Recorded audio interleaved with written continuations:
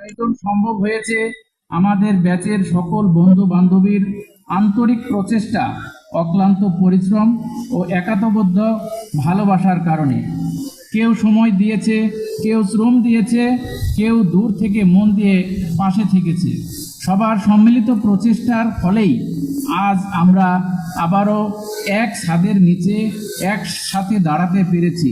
এই জন্য আমি আমার সকল সহপাঠী, বন্ধু ও বান্ধবীদের প্রতি হৃদয়ের গভীরতম স্থান থেকে আন্তরিক কৃতজ্ঞতা ও ভালোবাসা প্রকাশ করছি। আজ এই বিদ্যালয়ের প্রতিটি শ্রেণীকক্ষ, প্রতিটি মাঠ যেন আমাদের ডেকে বলছে, তোমরা আবার ফিরে এসেছো। এই প্রাঙ্গণে পা রাখতেই মনে পড়ে যায় সেই সোনালি দিনগুলোর কথা।